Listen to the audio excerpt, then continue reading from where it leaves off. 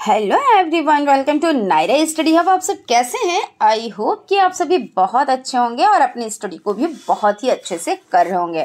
Friends, आज के video lecture में हम बात करने वाले हैं जो आपका सब्जेक्ट प्रारंभिक शिक्षा के नवीन प्रयास हो जाता है, इसके हम लोग जो शॉर्ट टाइप क्वेश्चंस हैं यानी कि लघुत्तरीय टाइप क्वेश्चंस है उनको देखेंगे। इससे पहले की वीडियोज़ में वेरी शॉर्ट टाइप्स क्वेश्चंस और ऑब्जेक्टिव टाइप क्वेश्चंस को कंप्लीट कर चुके हैं और उसकी प्लेलिस्ट भी बन चुकी है। आप लोग प्लेलिस्ट पे जाके और चीज़ों को देख सकते हैं, अच्छे से समझ सकते हैं और साथ में नोट्स भी बना सकते हैं, जिससे आपकी तैयारी बहुत ही अच्छी होगी। हालांकि हम फ्री पीडीएफ नोट्स भी आप लोगों को प्रोवाइड कराएंगे, लेकिन जो अपने हाथों से लिखे हुए नोट्स होते हैं उनकी तो भाई बात ही अलग होती है ना। और हमारे चैनल पे आप लोगों को ये सभी चीज़ें फ्री में मिलेंगी, तो इसलिए आप लोगों को बिल्कुल भी टेंशन नहीं लेना है।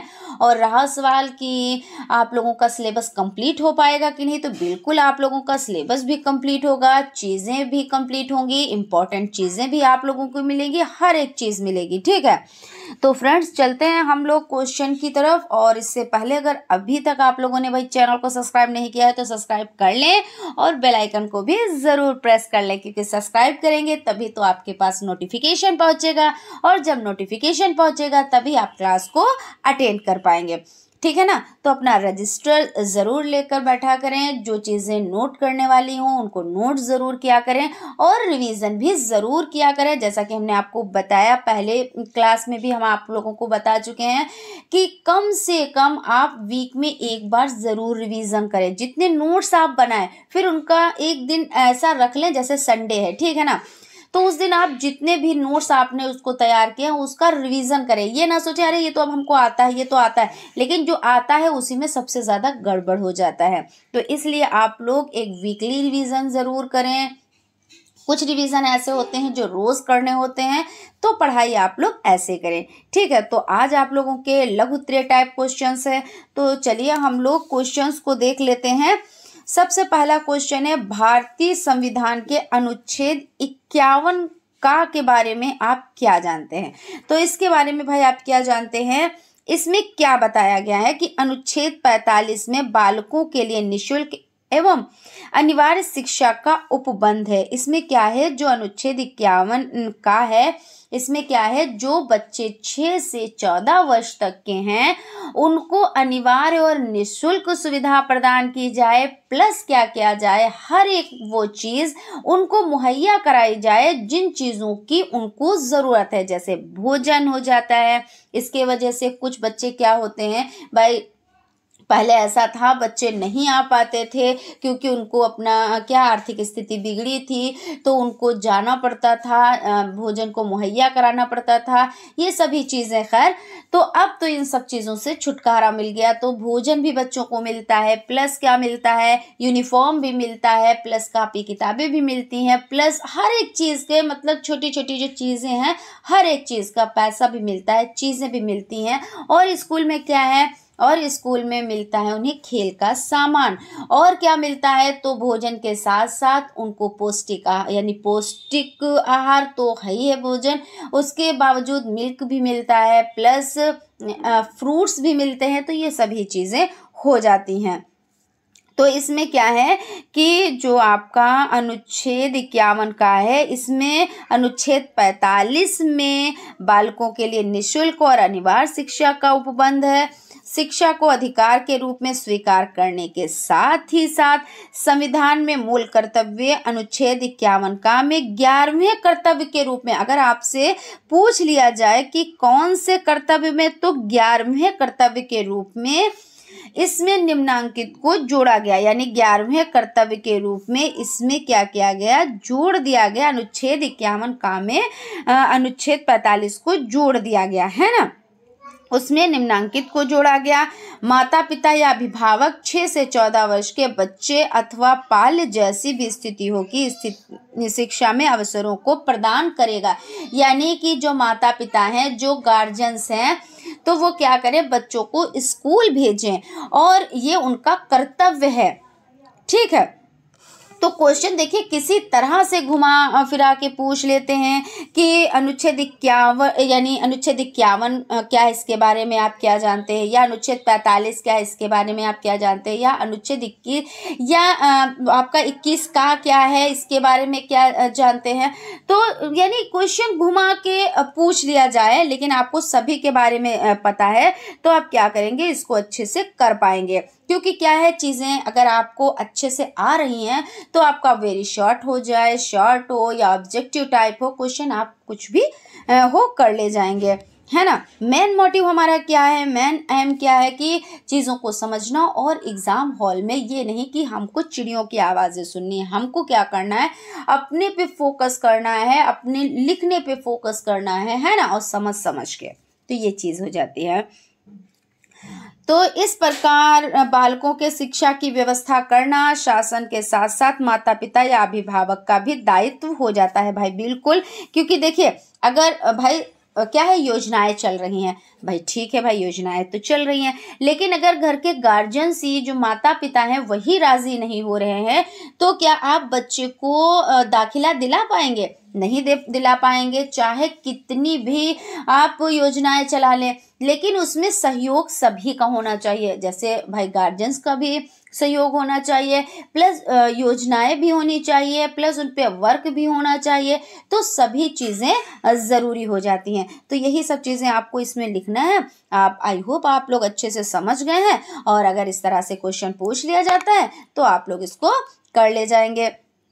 और जैसा कि हमने आपको बताया कि पिछली वीडियो में भी इस पर डिस्कस किया था कि इसमें क्या क्या चीज़ें, भोजन, अगर जो भोजन जैसे 6 से 14 वर्ष तक के बच्चे हैं उनको भोजन कितना देना है, कितने कैलोरी भोजन उनको, यानी भोजन में कितने कैलोरी देना है, प्लस प्रोटीन कितना देना है, ये सभी चीज़ें हमने डिस्कस किया और आगे भी हम डिस्कस करते हुए चलेंगे। अब चलते हैं अगले क्वेश्चन की तरफ। आपका क्वेश्चन हो जाता है, शिक्षा अधिकार अधिनियम 2009 की प्रमुख विशेषताएं बताएं।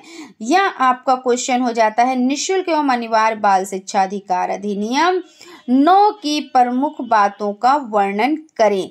तो इसकी जो 2009 की जो प्रमुख विशेषताएं या बातें हो जाती हैं वो क्या क्या हैं।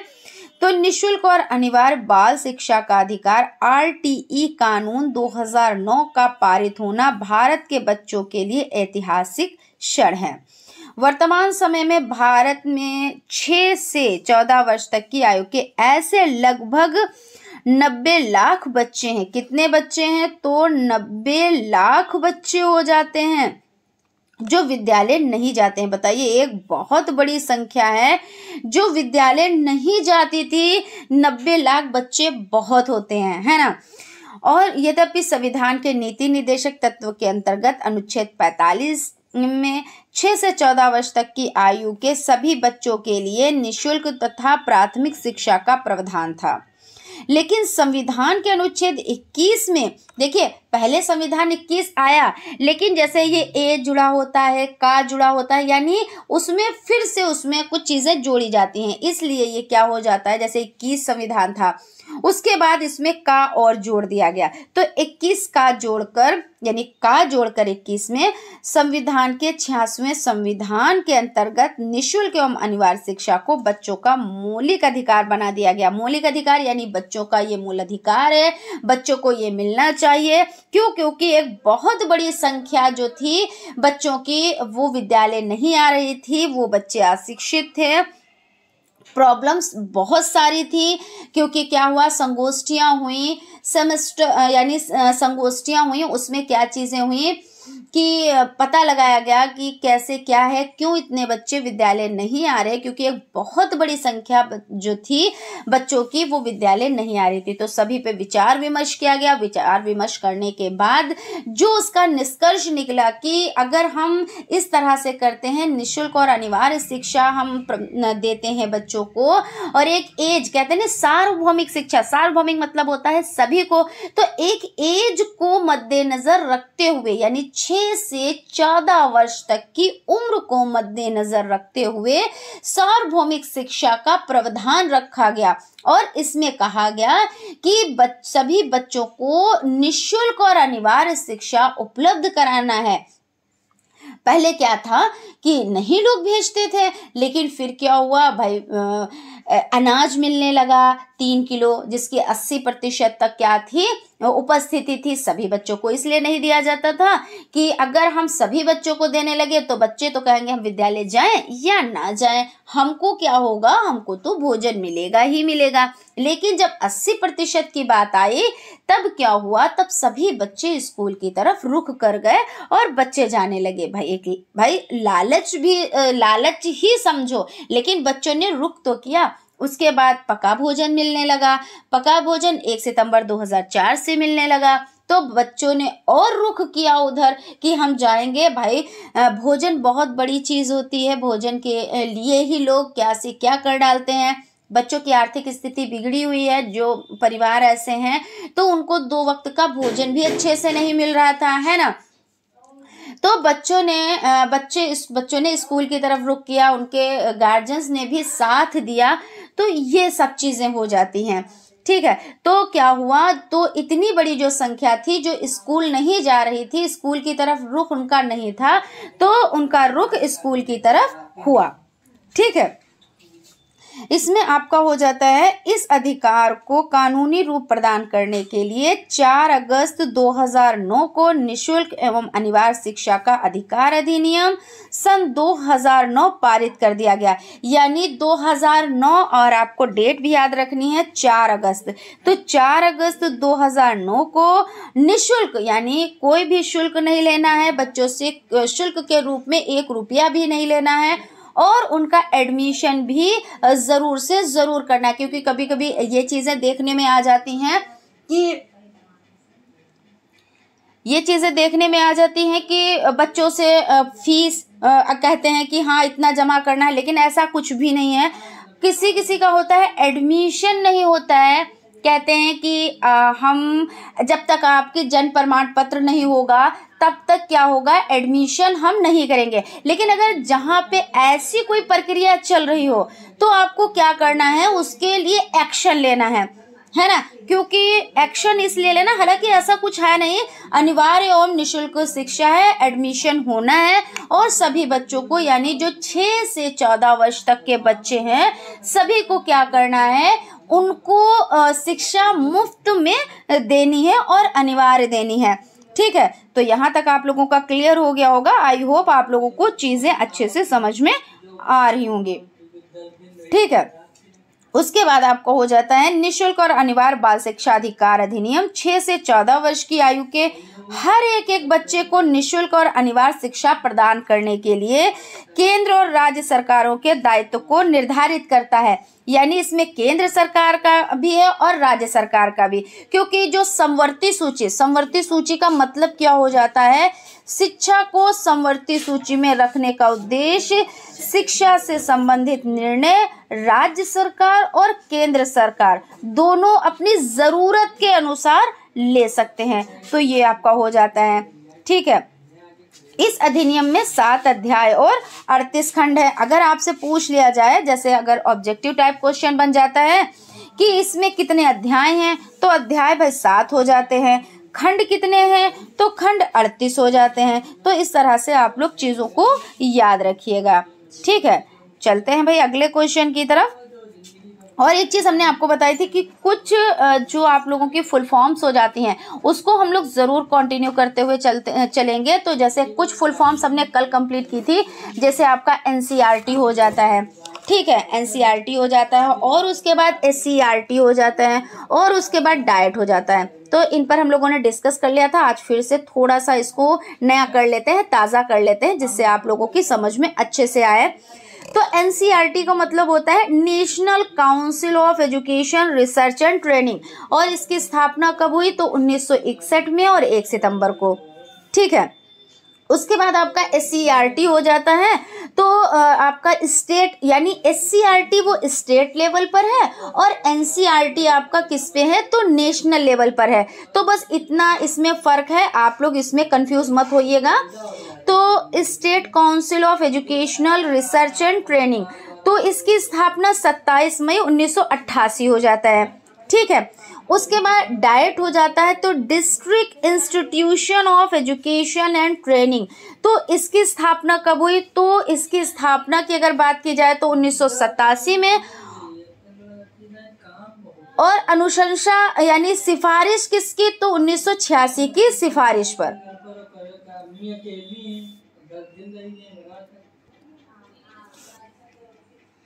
देखिए यहाँ पे आपका हो जाता है स्कूल को परिभाषित करते हुए खंड 2 में 4 प्रकार के स्कूल बताए गए हैं। अब कौन कौन से 4 प्रकार बताए गए हैं? खंड तो 2 हैं लेकिन उसमें प्रकार कितने बताए गए हैं? तो 4। तो देख लेते हैं। सरकार द्वारा स्थापित और नियमित स्कूल हो जाते हैं, अनुदान निजी स्कूल हो जाते हैं यानी अनुदान प्राप्त निजी स्कूल हो जाते हैं। थर्ड आपका हो जाता है विशेष श्रेणी के स्कूल जैसे नवोदय, केंद्रीय विद्यालय, ये हो जाते हैं। और फोर्थ आपको हो जाता है अनुदान न पाने वाले निजी स्कूल हो जाते हैं। तो यहाँ तक आप लोगों का क्लियर हो गया। देखिए यहाँ पे नेक्स्ट पॉइंट आपका जो हो जाता है निःशुल्क और अनिवार्य शिक्षा अधिकार। अब ये क्वेश्चन आप जब तैयार कर लेंगे ना, इससे रिलेटेड कई क्वेश्चंस आपके तैयार हो जाएंगे, तो आप लोग इसको बड़े ध्यान से देखिएगा।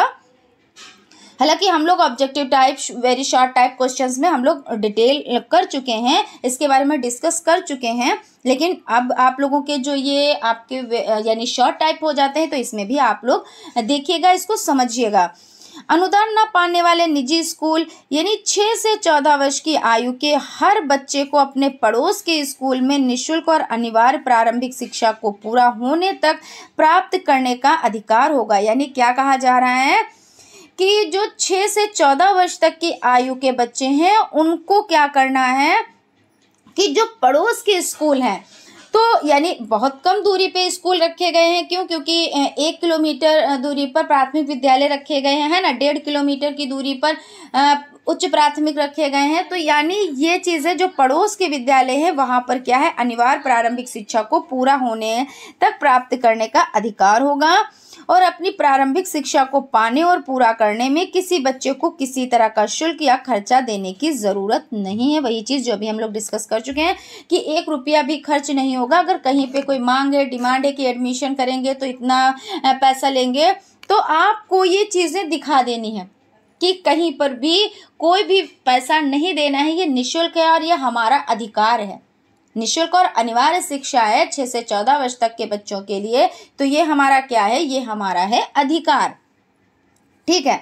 अब यहाँ पे देखिए, यदि कोई बच्चा 6 वर्ष की आयु पर किसी विद्यालय में प्रवेश नहीं ले पाता है, अब जैसे मान के चले कि भाई 6 वर्ष का बच्चा है और उसका किसी वजह से एडमिशन नहीं हुआ है, अब वो 7 वर्ष का हो गया, 8 वर्ष का हो गया, 9 वर्ष का हो गया और तब गया वो एडमिशन लेने, तो ऐसा नहीं है। शिक्षक ये नहीं कह सकते हैं कि अब इनका एडमिशन नहीं होगा क्योंकि 6 से 14 वर्ष तक के अनिवार्य और निःशुल्क शिक्षा है, अब इनकी एज 9 साल की हो गई, 10 साल की हो गई। नहीं, बिल्कुल भी नहीं, ऐसा नहीं कहना है और ऐसा होना भी नहीं है। उसकी एज के अकॉर्डिंग उस बच्चे का एडमिशन होना है। जैसे 6 साल का है तो पहली कक्षा में होना है ना, फिर 7 साल का है तो उससे आगे की कक्षा में होना है, 8 साल का है तो उससे आगे की कक्षा में होना है। यानी उसकी एज के अकॉर्डिंग उसका जो है, जिस जैसी एज हो उसके अकॉर्डिंग उस कक्षा में क्या करना है, उसका एडमिशन करना है। मना बिल्कुल भी नहीं करना है, इनकार बिल्कुल भी नहीं करना है कि अब नहीं हो पाएगा, ये डॉक्यूमेंट्स लगेंगे, वो डॉक्यूमेंट्स लगेंगे, ऐसा कुछ भी नहीं है। तो वह बाद में अपनी उम्र के अनुरूप कक्षा में प्रवेश ले सकता है। उसे अपनी कक्षा के स्तर पर आने के लिए निःशुल्क प्रशिक्षण पाने का भी अधिकार होगा कि भाई निःशुल्क यानी कि बिल्कुल फ्री में, कुछ भी 1 रुपया भी नहीं देना है। किसी भी बच्चे की प्रवेश लेने से इनकार नहीं किया जा सकता। जैसा कि अभी हमने आपको बताया कि आप मना नहीं कर सकते कि नहीं अब इसकी एज हो गई है, अब हम इसका एडमिशन किस में करें, बच्चों का नामांकन ज़्यादा हो चुका है, रजिस्टर फुलफिल हो चुके हैं, ये वो, ऐसा कुछ भी नहीं है। आपको एडमिशन बच्चे का लेना है। ठीक है। यदि वह निर्धारित आयु 14 वर्ष की आयु तक प्रारंभिक शिक्षा पूरी नहीं कर पाता है तो उसके बाद भी पढ़ाई पूरी होने तक उसे निःशुल्क शिक्षा दी जानी है। तो यहाँ तक इसका हो जाता है, यानी हर हाल में बच्चे को क्या करना है, शिक्षा देनी है। ठीक है। बच्चों को एक स्कूल से दूसरे स्कूल के स्थानांतरण का अधिकार है। यदि किसी स्कूल में प्रारंभिक शिक्षा पूरी करने का प्रावधान नहीं है तो बच्चे को किसी भी दूसरे स्कूल में स्थानांतरण लेने का अधिकार होगा। प्रधानाध्यापक को टीसी तुरंत निर्गत करनी होगी। इससे देरी करने पर प्रधानाध्यापक के खिलाफ सेवा नियमावली के अनुसार अनुशासनात्मक कार्रवाई की जाएगी। देखिए यहाँ पे हम थोड़ा सा डिस्कस करेंगे और ज़रूर करेंगे कि देखिए टीसी तुरंत निर्गत करनी होगी, है ना। अभी पहले क्या होता था पता है, बहुत से बच्चों ने बहुत प्रॉब्लम्स झेली हैं कि जब स्कूल जाते थे टीसी लेने के लिए तो टीचर क्या करते थे, उनको घुमाते थे। आज नहीं कल आना, कल नहीं परसों आना, अभी टाइम नहीं है, आज हमको हमारा मूड नहीं है, आज हमारे सिर में दर्द हो रहा है, आज ये है आज वो है। बहुत सी बच्चों ने प्रॉब्लम झेली थी और इतनी प्रॉब्लम झेली थी, ऐसा भी हो जाता था कि जहाँ पे दूसरी जगह एडमिशन लेने जाते थे बच्चे तो डेट भी निकल जाती थी, ऐसा करते थे। तो इन सब चीज़ों को मद्देनज़र रखते हुए ये हुआ कि टीसी भी क्या है कि जैसे ही बच्चा निकलवाने आए टीसी उसको तुरंत देना है। अगर वो दूसरे स्कूल में दाखिला लेना चाहता है तो ऐसा नहीं है कि आप उसको बहानेबाजी करवाएंगे, आप उससे क्या करेंगे, आज नहीं कल और कल नहीं परसों पे आप टालेंगे, बिल्कुल भी नहीं। आपको क्या करना है, टीसी तुरंत निकाल के उसको देनी है जिससे वो आगे अपना एडमिशन करा सके। अगर ऐसा नहीं किया जा रहा है तो उस शिक्षक के खिलाफ कार्रवाई की जाएगी। तो भाई बड़ा संभल के, आप लोग आधे शिक्षक तो बन ही चुके हैं, है ना, तो बड़ा संभल के रहिएगा क्योंकि बच्चा ही सब कुछ है। बच्चे को ही मद्देनजर रखते हुए आपको चीज़ों को समझना है, ठीक है। जिस स्कूल में स्थानांतरण होना है वहां टीसी को देर से प्रस्तुत करने पर प्रवेश देने से इनकार करने या देर से प्रवेश देना आधार नहीं बनाया जा सकता। अब देखिए बात यहाँ पर भी आ रही है कि कोई वजह ऐसे हो जाती है, भाई जिस स्कूल में बच्चा पढ़ रहा है वहां पे वो टीसी तो वो देने के लिए यानी ट्रांसफर सर्टिफिकेट वो देने के लिए तैयार है, लेकिन ऐसा है कुछ प्रॉब्लम्स, क्योंकि बहुत सी प्रॉब्लम्स हो सकती हैं, जरूरी नहीं है कि वो यही कह रही है हमारे सिर में दर्द हो रहा है, आज हमारा मन नहीं कर रहा है, हम नहीं दे पाएंगे। इसके बावजूद भी कुछ प्रॉब्लम्स हो सकती हैं। अब उसको मिली देर में टीसी, अब जहाँ पे एडमिशन होना है अब वहाँ पे ये बहानेबाजी, अब डेट निकल गई है। पहले ऐसा होता था ना कि यहाँ पे तो बहानेबाजी बने, बच्चे चक्कर लगाते रहे, वहाँ पे भी डेट निकल गई। अब क्या हुआ, बच्चे का भविष्य खराब, 1 साल खराब, है ना।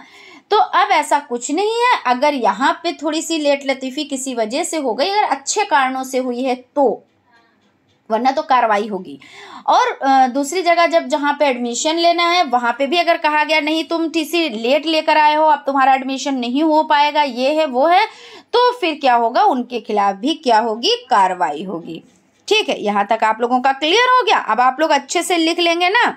आप लोग कमेंट किया कीजिए भाई, ज़रूरी होता है, आप लोग कमेंट करते हैं तो हमें अच्छा लगता है और हमें ये भी पता चलता है कि हाँ भाई आप लोग चीज़ों को समझ रहे हैं, और जो क्वेश्चन करते हैं उसका आंसर भी आप लोग ज़रूर दिया कीजिए क्योंकि ये ज़रूरी हो जाता है। उसके बाद है आपका क्वेश्चन, आपका हो जाता है शिक्षा का अधिकार के अधिनियम के में केंद्र, राज्य, स्थानीय सरकारों और अभिभावकों के दायित्व क्या है। तो इस नियम के लागू होने के 3 साल के भीतर सरकार और स्थानीय सरकारों को पड़ोस का स्कूल स्थापित करना होगा।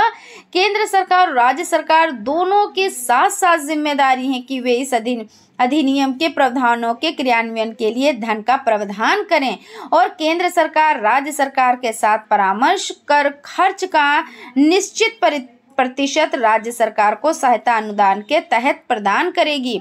और आपका हो जाता है केंद्र सरकार राष्ट्रीय पाठ्यचर्या का फ्रेमवर्क तैयार करेगी और शिक्षकों के प्रशिक्षण के मानदंड लागू करेगी और नवाचार अनुसंधान, नवाचार यानी नए विचार, एक एक वर्ड को आप समझिए, नवाचार यानी नए विचार। अब शिक्षा में क्या है, नए विचार। जैसे पहले क्या था, बाल केंद्रित शिक्षा नहीं थी, शिक्षक केंद्रित शिक्षा थी। बच्चों को डांटा भी जाता था, मारा भी जाता था, घर के गार्जियंस जाके कह देते थे कि भाई देखिए हड्डी हमारी है, ठीक है, और आपका मांस आपका है, खूब मारो बच्चों को, जितना मन करे मारो, मगर हमारा बच्चा पढ़ जाना चाहिए, ठीक है। शिक्षक भी ऐसा करते थे, पकड़ के पीट देते थे, मुर्गा भी बना देते थे, बड़ा बड़ा सिलेबस याद करने के लिए दे देते थे। मगर अब ऐसा कुछ नहीं है, उसमें नवाचार हुआ, नई चीजों को जोड़ा गया, बाल केंद्रित शिक्षा बनाई गई। इसमें क्या हुआ, बच्चों को खेल खेल में शिक्षा देने का प्रावधान रखा गया। बच्चों के मूड पे शिक्षा कि अगर बच्चा कह रहा है हमें खेलना है तो वो आपकी जिम्मेदारी है, बच्चों को कैसे खेल खेल में शिक्षा देंगे, वो आपकी जिम्मेदारी बनती है, ठीक है, यानी शिक्षक की जिम्मेदारी बन रही है। बाकी ये कहो आंख दिखाना, डांटना, मारना, धौंस दिखाना, अपने आप को क्या करना, हम टीचर हैं तुम बच्चे हो, क्योंकि ये पहले बहुत होता था भाई। कुछ बच्चे निजी ट्यूशन वाली बात आए, अगर हम बात यहाँ पे करते हैं तो निजी ट्यूशन जो उनके पास पढ़ता था वो बच्चा उनका फेवरेट हो जाता था। जो बच्चा थोड़े अच्छी फैमिली से बिलोंग करता था वो बच्चा फेवरेट हो जाता था। देखिए ये सच्चाई है, इसमें कोई ये नहीं है कि हम आपसे कह रहे हैं कि ऐसा नहीं होता था, हम वो बटरिंग नहीं कर पाते हैं, ठीक है, थोड़ा हम क्लियर ही करते हैं चीज़ों को। जो चीज़ सच्चाई है वो तो छिपी नहीं है। थोड़ा अगर अच्छी फैमिली से, यानी बहुत ज़्यादा अच्छी फैमिली के बच्चे तो भाई प्राइवेट स्कूल में जाते हैं, लेकिन अगर थोड़ा सा ये लगता है कि हाँ इनका थोड़ा बैकग्राउंड अच्छा है तो अच्छे से उनसे बात की जाती थी। अगर पता चले कि इनका बैकग्राउंड अच्छा नहीं है तो बच्चे से अच्छे से नहीं बात की जाती थी। बच्चे की इसमें क्या, बच्चे तो अब आज का बच्चा है, कल का वो भावी नागरिक बनेगा, पता नहीं उसका क्या बैकग्राउंड बने, है ना। लेकिन क्या यही सब चीज़ें देखने में आई और इस पे विचार विमर्श किया गया कि ऐसा नहीं है। इसीलिए यूनिफॉर्म, भाई यूनिफॉर्म तो चलता है स्कूल में, अगर बच्चे यूनिफॉर्म पहन के ना आए तो कोई तो ऐसा बन के आएगा कि कुछ कहने का नहीं, किसी के पास बेचारे के पास एक जोड़ा भी नहीं होगा, है ना। तो यूनिफॉर्म इसीलिए है कि सारे बच्चे एक जैसे लगे। तो ये सभी चीज़ें हैं नवाचार में आती है। अनुसंधान में नियोजन और क्षमता विकास को प्रोत्साहित करने में राज्य सरकारों को आवश्यक तकनीकी सहायता और संस्थान उपलब्ध कराएगी। राज्य और स्थानीय सरकारें 6 से 14 वर्ष तक प्रत्येक बच्चे का प्रवेश, उपस्थिति और प्रारंभिक शिक्षा पूर्ण होना सुनिश्चित करेगी कि पड़ोस के विद्यालय की सुविधा सुनिश्चित करेगी। यह भी सुनिश्चित करेगी कमजोर और वंचित वर्गों के बच्चों के साथ कोई भेदभाव नहीं हो रहा है। देखिए वही चीज़ आ गई, अगर ये चीज़ नहीं होती, जैसा कि मैंने अभी आप लोगों को बताया कि ये चीज़ें हो रही थी, अगर कोई अच्छे वर्ग से है, थोड़ा सा उसका रहन सहन अच्छा है तो उन बच्चों को माना जाता था। अगर उनकी नॉलेज में आ गया कि इस बच्चे की आर्थिक स्थिति बिगड़ी है, उस बच्चे को कुछ भी नहीं समझा जाता था, सिर्फ जानवर समझा जाता था, ठीक है। लेकिन आज तो जानवर को भी लोग प्यार करते हैं। तो ये सभी चीज़ें, तो इस पे क्या हुआ, इस पे देखा गया, इस पे थोड़ा सा ध्यान दिया गया। और जब ध्यान दिया गया तो यही कि सभी बच्चों को समान मानना है, किसी को ऊंचा नीचा, अमीर गरीब, ये सभी चीज़ें, तभी तो समावेशी शिक्षा आई ना, कि चाहे वो अमीर हो या गरीब हो, या ऊंचे तबके का हो, नीचे तबके का हो, लड़का हो या लड़की हो, कुछ भी हो, शिक्षा उसको क्या देनी है, समान देनी है, एक जैसी शिक्षा देनी है ना। तो ये चीज़ हो जाती है, यानी वंचित वर्गों के बच्चों के साथ कोई भेदभाव नहीं होगा। बच्चे अगर गरीब है तब भी उनके साथ कोई भेदभाव नहीं होगा, लड़का है तब भी और लड़की है तब भी कोई भेदभाव नहीं होगा। तो ये चीज़ें हो जाती हैं। प्रत्येक अभिभावक का यह दायित्व होगा कि वो 6 से 14 वर्ष तक के अपने बच्चों को विद्यालय में पढ़ने के लिए भर्ती कराएं। यानी जो अभिभावक हैं, माता पिता हैं, उनका ये फर्ज है कि वो अपने बच्चों को क्या करें, विद्यालय में उन प्रवेश दिलाएं और बच्चों के पढ़ाने में मदद करें। बाकी तो उनको अब किसी चीज़ से मतलब नहीं, भाई स्कूल भेजना है और वहाँ पे तो उनको हर एक चीज़ मुहैया हो ही रही है। उनकी अगर आर्थिक स्थिति बिगड़ी भी है, अगर कुछ गार्जियंस कहते हैं हमारी आर्थिक स्थिति बिगड़ी है, हम बच्चों को कैसे विद्यालय भेजें, तो इसमें तो आपको कोई टेंशन लेने की ज़रूरत ही नहीं है, क्योंकि वहाँ पे तो हर एक चीज़ मुहैया हो रही है ना। बस आपको भेजना है स्कूल। और 3 साल से अधिक उम्र के बच्चों को प्रारंभिक शिक्षा हेतु तैयार करने के लिए उपयुक्त सरकार बच्चों के आरंभिक देखरेख के साथ उसके 6 वर्ष की उम्र होने तक पूर्व स्कूल शिक्षा, अर्ली चाइल्डहुड केयर प्रदान करने के लिए आवश्यक व्यवस्था बन सकती है। ठीक है, अब आपका क्वेश्चन हो जाता है स्वतंत्रता के पश्चात। पश्चात का मतलब क्या होता है, बाद में, यानी जब हमारा देश आज़ाद हुआ और उसके बाद में क्या, किन्हीं 2 शिक्षा आयोगों का संक्षिप्त परिचय दीजिए। यानी जब हमारा देश आज़ाद हुआ उसके बाद क्या है कि 2 शिक्षा आयोगों का आपको संक्षिप्त में परिचय देना है। तो इस तरह से क्वेश्चन कई तरह से घुमा फिरा के पूछ सकता है कि कौन कौन से आयोग थे जो स्वतंत्रता के बाद बने, और ये आयोग कब बना, और कोठारी आयोग की स्थापना कब हुई। तो इस तरह से क्वेश्चन किसी भी तरह से घुमा के पूछ ले, कोई टेंशन नहीं, हम लोग उसको कंप्लीट कर लेंगे, है ना। तो सबसे पहले आपका हो जाता है भारतीय शिक्षा आयोग 1964-66 आयोग। तो इसको क्या कहते हैं, कोठारी आयोग। अब इसको देखिए, पहला क्वेश्चन तो आपका यही बन गया कि भारतीय शिक्षा आयोग, उसी को कहते हैं कोठारी आयोग। एक क्वेश्चन ये हो गया। अगर ऐसे पूछ ले कि कोठारी आयोग को अन्य किस नाम से जाना जाता है तो भारतीय शिक्षा आयोग, या भारतीय शिक्षा आयोग को किस नाम से जाना जाता है तो कोठारी आयोग। Question number 1। सेकंड क्वेश्चन आपको हो जाता है इसकी स्थापना कब हुई, तो 1964 से 66। 2 क्वेश्चन बन गए। फिर आपका हो जाता है कि इसका जो है आपका तो सन तो आपका हो गया, लेकिन डेट तो 14 जुलाई। देखिए कितने क्वेश्चन आपके यहाँ पे बन गए, 3 से 4 क्वेश्चन बन गए। यानी objective type, very short type, आपके 4 क्वेश्चन तो इतनी ही दूर में बन गए। अब स्वतंत्रता प्राप्ति यानी जब स्वतंत्रता मिली उसके बाद 5 क्वेश्चन हो गए, उसके बाद की है ना ये कोठारी आयोग यानी भारतीय शिक्षा आयोग, तो 5 क्वेश्चन बन गए। अभी यहीं पे देखिए 5 क्वेश्चन, अभी और भी आपके 2 से 3 क्वेश्चन बन जाएंगे। तो चलिए हम लोग देख लेते हैं कि भारत सरकार ने 14 जुलाई सन 1964 के अपने प्रस्ताव में कहा कि शिक्षा राष्ट्रीय समृद्धि एवं कल्याण का आधार है। देश का जितना हित शिक्षा से हो सकता है उतना किसी अन्य उपकरण से नहीं हो सकता। बिल्कुल सही बात है कि पहले देखिए 14% कहीं मिल जाती है और कहीं कहीं पे 18%। चलिए 14% मान लीजिए, 18% मान लीजिए, तो इतनी थी, अब 74% हो गई। क्यों हो गई? क्योंकि और देखिए कितना ये हुआ, कितना परिवर्तन हुआ, बदलाव कितना हुआ, शिक्षा से ही तो हुआ। तो यानी क्या है कि देश का जितना हित शिक्षा से हो सकता है उतना हित और किसी उपकरण से नहीं हो सकता है। वो बात अलग की है कि अभी भी भारत जो है गरीबी में पहले स्थान पर है और सेकंड स्थान पर कौन है, तो आप लोग ज़रा कमेंट कीजिएगा कि गरीबी में अभी जब सूचकांक आया और वो हुआ मतलब यानी आंका गया, आंकड़े आए, तो उसमें भारत क्या हुआ, पहले स्थान पर गरीबी में है ना। तो बहुत बड़ी बात है, ये बहुत गंभीर समस्या है। तो इस पे भाई ध्यान देने की बात है। अब ध्यान तो भाई कौन दे सकते हैं, तो भाई मोदी जी ही दे सकते हैं, है ना, फर्स्ट पर्सन तो वही है। तो हालांकि राष्ट्रपति फर्स्ट पर्सन होते हैं, वहाँ पे मैं बात नहीं कर रही हूँ, मैं बात यहाँ पे कर रही हूँ कि भाई वही क्या कर सकते हैं, देख रेख कर सकते हैं और चीज़ों को समझ सकते हैं कि भारत हमारा बहुत ज़्यादा पिछड़ा हुआ है, क्योंकि गरीबी में फर्स्ट अगर स्थान पर है तो बहुत बड़ी बात है ना। यहाँ पे देखिए, शिक्षा में सुधार के लिए शिक्षा के महत्वपूर्ण क्षेत्र की जांच आवश्यक है, क्योंकि शिक्षा का क्षेत्र दूसरे क्षेत्र को प्रभावित करता है और विश्वविद्यालय की शिक्षा को उन्नतिशील बनाने के लिए माध्यमिक शिक्षा की उत्तम व्यवस्था आवश्यक है। इसी प्रकार माध्यमिक शिक्षा की उत्तम व्यवस्था प्राथमिक शिक्षा की सुचारुता पर आधारित होती है। अतः शिक्षा के समस्त क्षेत्रों का अध्ययन करना आवश्यक होता है। देश में गठित की गई अनेक समितियों तथा आयोगों ने शिक्षा के विशेष अंगों का पृथक्करण अध्ययन किया है। अब इस बात की आवश्यकता है कि संपूर्ण शिक्षा को एक इकाई मानकर उसका सूक्ष्म अध्ययन किया जाए। इस उद्देश्य को ध्यान में रखकर ही कोठारी आयोग की नियुक्ति की गई।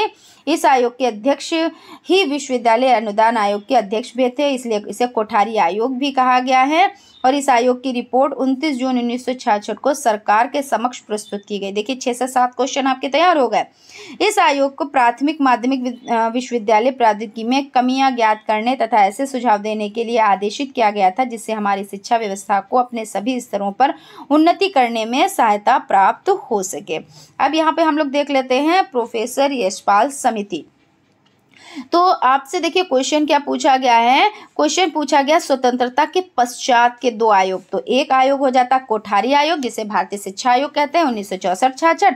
दूसरा आपका हो जाता है प्रोफेसर यशपाल समिति जो कि 1992-93 हो जाती है। इसमें देख लेते हैं, इसमें देखिए सबसे पहली बात और सबसे बड़ी बात इसमें क्या हुआ, प्रोफेसर यशपाल जो थे इन्होंने क्या किया 1992-93 में क्या देखा कि उस पर सबसे ज़्यादा जोर दिया कि बच्चे क्या हो रहे थे, बस्ते के बोझ से दब रहे थे। किताबें तो बहुत सारी, जब किताबें बहुत सारी तो बस्ता बहुत बड़ा, बच्चों पे लाद दिया गया, बच्चों का कद छोटा, उनका मानसिक स्तर भी इतना डेवलप नहीं हो पाया। सिलेबस को क्या करना, तैयार करना, भाई सिलेबस किसी तरह से कंप्लीट हो जाए, बच्चे का मानसिक स्तर बिगड़े, शारीरिक स्तर बिगड़े, उससे कोई मतलब नहीं था, है ना।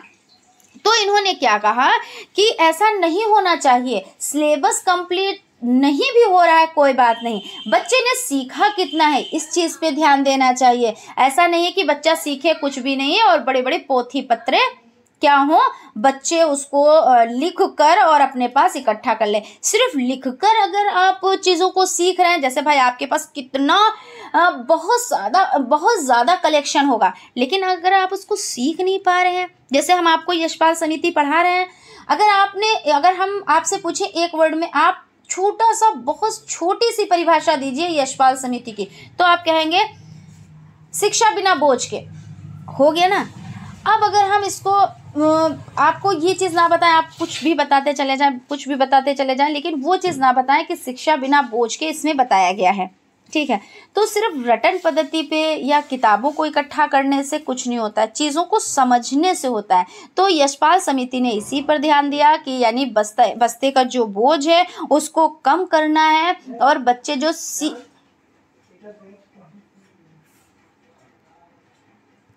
तो यहाँ पे हम देख लेते हैं, छात्रों पर पढ़ाई का बोझ तथा उसके अधिगम का निम्न स्तर विगत काफी समय से चिंता के विषय बने हुए हैं। अनेक शिक्षाविदों, राष्ट्रीय नेताओं तथा समितियों ने इस पर प्रश्न व्याप्त चर्चा की है। पटेल समिति 1977, राष्ट्रीय शैक्षिक अनुसंधान एवं प्रशिक्षण परिषद के कार्यदल 1984 तथा आचार्य राममूर्ति समीक्षा समिति 1990 ने छात्रों के शैक्षिक बोझ संबंधी चर्चा को मुखर करते हुए अनेक संतुतियां की हैं। छात्रों के शैक्षिक बोझ को कम करने तथा अधिगम का स्तर सुधारने संबंधी सुझाव की यद्यपि शिक्षा क्रम विकसित करने वाली संस्थाएं सहमत होती हैं, परंतु नई पाठ्यचर्या का निर्माण करते समय प्रायः इन सुझावों को अनदेखा कर दिया जाता है। राष्ट्रीय शिक्षा नीति 1986 के कार्यान्वयन हेतु तैयार की गई नई पाठ्यचर्या के साथ भी ऐसा ही हुआ है। सरकार ने महसूस किया कि छात्रों, विशेषकर स्कूल की निचली कक्षाओं के छात्रों पर पढ़ाई का निरंतर बढ़ता बोझ सोचनीय स्थिति में पहुंच गया है। वही चीज की बोझ तो बढ़ रहा है, बस्ते का बोझ तो बढ़ रहा है, लेकिन बच्चा सीख कितना पा रहा है उस पर ध्यान नहीं दिया जा रहा था। बच्चे पर अधिक बोझ डालने की बढ़ती हुई प्रकृति में शिक्षक प्रक्रिया नीरस हो गई। ऐसी स्थिति में भारत सरकार ने मानव संसाधन विकास मंत्रालय द्वारा प्रथम मार्च सन 1992 को स्कूली शिक्षा को शैक्षिक बोझ कम करने के तरीके सुलझाने के लिए एक राष्ट्रीय सलाहकार समिति का गठन किया, और उस समिति का नाम क्या था, तो प्रोफेसर यशपाल समिति, और इसके अध्यक्ष कौन, तो यशपाल, है ना। तो ऐसे आप लोग याद रखिएगा चीज़ों को।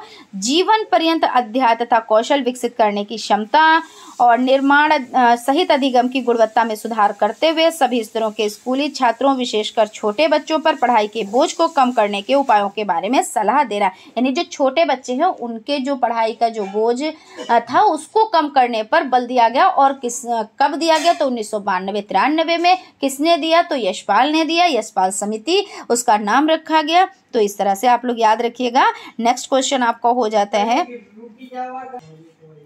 भारत सरकार द्वारा शिक्षा का अधिकार अधिनियम क्यों और कब लागू किया गया। तो देश तथा समाज के लिए उपयोगी, सुयोग्य, उत्तरदायी नागरिकों का निर्माण करने में शिक्षा की भूमिका सर्वाधिक महत्वपूर्ण है। शिक्षा प्रमुख स्तरों प्रारंभिक, माध्यमिक तथा उच्च स्तर में से प्रारंभिक शिक्षा समग्र शिक्षा व्यवस्था की आधारशिला है। इस तथ्य को दृष्टिगत रखते हुए भारतीय संविधान के नीति निर्देशक तत्व के अंतर्गत 45 में से क्या तो 6 से 14 वर्ष तक के सभी उम्र के सभी बच्चों के लिए निःशुल्क और अनिवार्य प्रारंभिक शिक्षा का संकल्प लिया गया। किसमें लिया गया, तो आप लोग यहाँ पे देख सकते हैं कि जो आपका भारत सरकार द्वारा शिक्षा का अधिकार अधिनियम, तो इसमें क्या किया गया, जो 6 से 14 वर्ष तक के बच्चे हैं उनको सभी को शिक्षा उपलब्ध कराना। और कैसे, तो निःशुल्क, यानी कोई भी एक भी रुपया ना लेकर। तो निःशुल्क और अनिवार्य यानी जरूरी शिक्षा, इस तरह से आपको हो जाता है। और निःशुल्क तथा अनिवार्य शिक्षा, अनिवार्य यानी संकल्प किया गया, परंतु अब संविधान के 86वें, ठीक है ना, 86वें संशोधन अधिनियम 2002 द्वारा अनुच्छेद 21 के अंतर्गत एक नया अनुच्छेद 21 का जोड़कर बच्चों को निःशुल्क शिक्षा तथा अनिवार्य शिक्षा प्रदान करना मौलिक अधिकार के रूप में सम्मिलित है। पहले क्या देखिए, आपका 86वें संशोधन अधिनियम 2002 द्वारा किसमें किया गया, 21 में 21 का यानी 21 में का जोड़कर, और क्या किया गया, निःशुल्क तथा शिक्षा यानी अनिवार्य शिक्षा प्रदान करना मौलिक अधिकार में सम्मिलित हो गया। और इस अधिकार को प्रभावी बनाने के लिए संसद ने 4 अगस्त 2009 को, याद रखिएगा डेट बहुत जरूरी होती है, 4 अगस्त 2009 को बच्चों को निःशुल्क और अनिवार्य बाल शिक्षा का अधिकार अधिनियम 2009 पारित किया गया। और राष्ट्रपति के अनुमोदन के 27 अगस्त 2009 को इसे भारत के राजपत्र में प्रकाशित कर दिया गया। देखिए, अगर प्रकाशित करने की बात आए तो 27 अगस्त, है ना। और अगर बात आए कि अनिवार्य बाल शिक्षा अधिकार नियम यानी बनाने के लिए संसद में तो 4 अगस्त 2009 को बच्चों को अनिवार्य और क्या बाल शिक्षा अधिकार अधिनियम 2009 पारित किया गया। यानी पारित करना अलग चीज होती है भाई, उसका डेट अलग होता है, उसका टाइम अलग होता है ना। और कब प्रकाशित किया गया तो उसका टाइम अलग होता है। तो ये जो इस तरह की डेट्स होती हैं तो थोड़ा सा कंफ्यूजन करने वाली हो जाती हैं, तो इसलिए इसको क्लियर कीजिएगा आप लोग और ज़रूर से ज़रूर क्लियर करिएगा। और इसको क्या है, शॉर्ट जो नोट्स आप बना रहे हैं उसमें आप लोग इसको लिखिएगा। उसके बाद इसके साथ ही देश के हर एक बच्चे को शिक्षा का मौलिक अधिकार कानूनी रूप से प्राप्त हो गया। तो अब बच्चे यही तो है भाई, निःशुल्क और अनिवार्य शिक्षा ग्रहण करने हैं, उनको भोजन भी मिल रहा है, यूनिफॉर्म भी मिल रहा है, और भी चीज़ें मिल रही हैं, जूते मोजे हर एक चीज़ मतलब बच्चों को स्कूल से ही प्रोवाइड हो रही है, जिससे अब माता पिता पर बोझ नहीं हुआ है। और अगर आर्थिक स्थिति बिगड़ी भी है तो ये नहीं कह सकते कि हमारी भाई आर्थिक स्थिति बिगड़ी है, हम बच्चों को स्कूल कैसे भेजें, तो ये भी चीज़ अब नहीं है, क्योंकि बच्चों को वही सब कुछ मिल रहा है, भोजन तक मिल रहा है। तो अब तो ये तो कहने की बात ही नहीं है, सिर्फ बच्चों को क्या है, स्कूल भेजना है। तो फ्रेंड्स यहाँ तक आज आप लोगों का सेशन हो गया है। और जैसा कि हम आप लोगों से हमने कहा था कि रोज़ 1 से 2 जो फुल फॉर्म्स है उनको ज़रूर देखेंगे। तो कल जो हम लोगों ने फुल फॉर्म्स देखी थी तो उनका रिवीजन कर लिया है। आज जो आपकी फुल फॉर्म हो जाती है निपुण, निपुण जो आपको हो जाता है NI और आपका PU और N, इसकी हम फुल फॉर्म देख लेते हैं।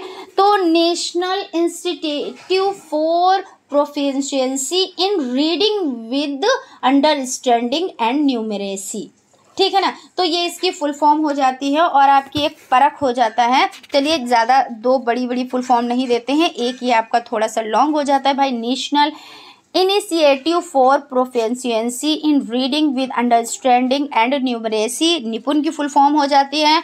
उसके बाद आपकी एक हो जाती है OBB, इसकी फुल फॉर्म क्या हो जाती है, तो ऑपरेशन ब्लैक बोर्ड। आपको कहीं पर OB भी मिल सकता है, तब भी उसकी full form operation black board होता है। कहीं कहीं पे मतलब हो जाता है कि कंफ्यूज करने के लिए ऐसे दे दिया जाता है, बाकी OBB तो ऑपरेशन ब्लैक बोर्ड।